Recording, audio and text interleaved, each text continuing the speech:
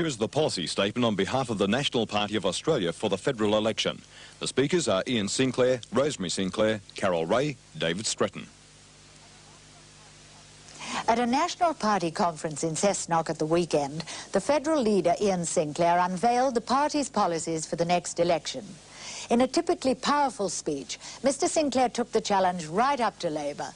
He said Australia stood at the crossroads, that Australians could follow Labor to economic disaster, to a future of higher taxes, higher interest rates, rising inflation and increasing debt, and where the Banana Republic prophecies of the Treasurer would be confirmed. Back home in New England, Ian Sinclair expanded on some of the points he made in his policy speech. I said earlier that Australians could follow the Labor path to disaster, but there is a real choice. There are policies which will pull Australia out of the mire of tax and debt into which it has sunk during the past 4 years. They'll cut government spending, cut taxes, allow interest rates to fall and claw back our massive and growing debt to the world. They'll get our farms, our mines, our industries and small businesses going again, generate more jobs, give school leavers a real chance, return to individuals their right to freedom and initiative, and give them pride, confidence and security. It won't be easy. It'll need courage, determination and understanding. For the past 4 years, the National Party has been refining its policies. Because of its close links with rural and regional Australia, it knows better than any other political party how our family businesses and farms have had to cope with great hardships. Today, more than ever, rural Australians are fighting for their lives. Their enemy is the Labor government. Labor has been worse than any drought, economically worse than any fire, and worse than the aftermath of any flood. Unless there is a real turnaround, and soon, there will be no hope for far too many people. It is that serious. Since Labor came to power, interest rates have gone through the roof. The interest bill for small businessmen and farmers has gone from 14% to 21% or more. Home mortgage rates have risen so high that the old dream of owning your own home has become a nightmare for thousands. Our overseas debt is rising at the rate of $1,300 a second. We are going backwards at the price of a new Parliament House every 10 days. It took all governments of all political persuasions 82 years from federation to run up a foreign debt of $24 billion. Labor trebled that in just 3 years. Mr Hawke promised to cut petrol prices by 3 cents a litre. Instead, he's increased fuel prices by nearly 15 cents a litre. And worst of all, the living standards of all Australian families have declined. For too long, all governments have failed to look after our greatest asset, our children. Ian understands this, and we often talk about it with our own family. We all realise that parents should accept prime responsibility for the protection, education and social development of children. But how will the next government help? We'll ensure that the tax system is biased towards families with young children, especially single-income families. We'll maintain family allowances and the dependent spouse rebate, and change the Family Law Act to ensure that parents meet their maintenance payments and take into greater account the needs of children. Above all, the federal government must work with the states to bring in laws to give police and the courts powers to deal with offensive, anti-family or anti-social behaviour. We'll support a national inquiry into all forms of child abuse. Children are our future, and they must be protected. I know Ian and the National Party will bring the changes that are so necessary for our families.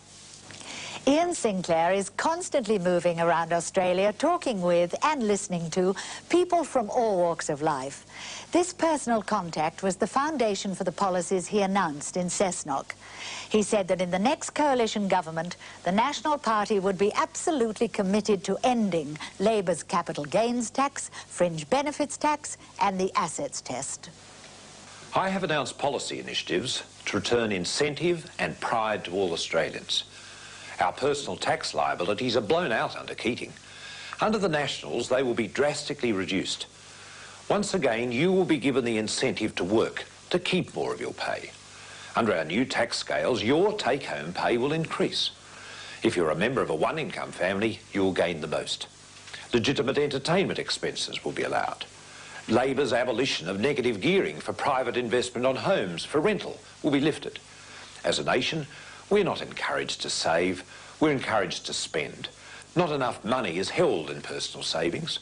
The National Party will work to exempt from personal tax the first $5,000 of interest on savings. The National Party also believes child care expenses incurred by working parents should be treated as a business-related expense for tax purposes. Excise on fuels for all users is too high. The Nationals are committed to reducing this burden. Automatic indexation of fuel to meet increased consumer price movements must end. There will be a rebate on excise on all fuels used in the farming, fishing and forestry industries. Lubricants used in these industries will be exempt from sales tax. We believe 6 cents of the fuel excise should be allocated for road construction and maintenance. We will maintain the 2 cents a litre bicentennial road levy until 1990 to ensure the adequate development of the interstate road network. Healthcare under Labor has meant long queues for elective surgery and double billing for Medicare and health fund cover.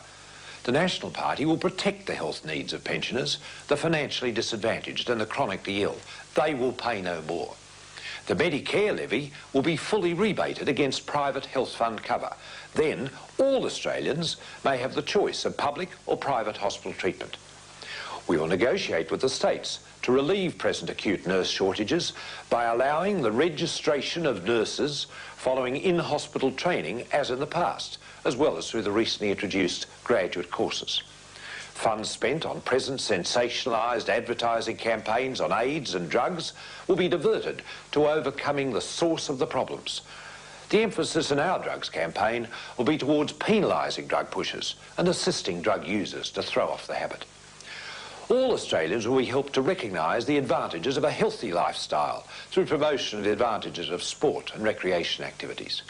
For children, there must be a basic skill requirement imposed in reading, writing and arithmetic across all Australian schools.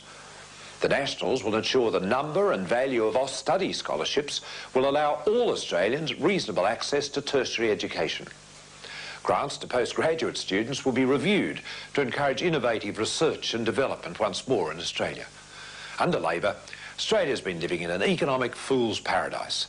The wages accord was a disaster. The superannuation loading was a con.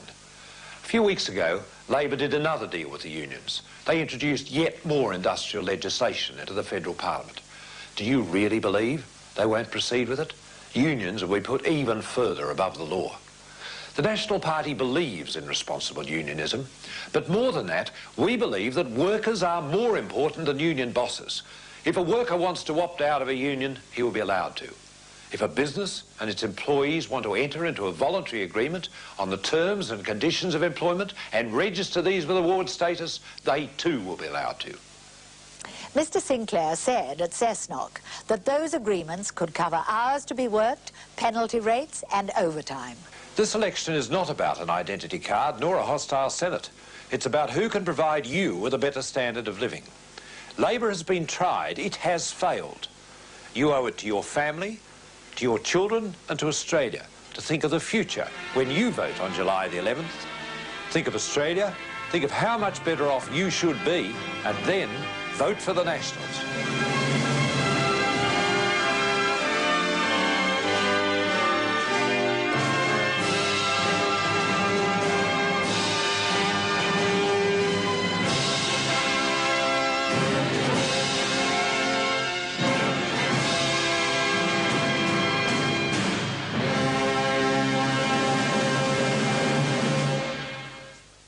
That was the policy statement on behalf of the National Party of Australia for the federal election. The speakers were Ian Sinclair, Rosemary Sinclair, Carol Raye, David Stretton. Written and authorised by Ian Sinclair, Parliament House, Canberra.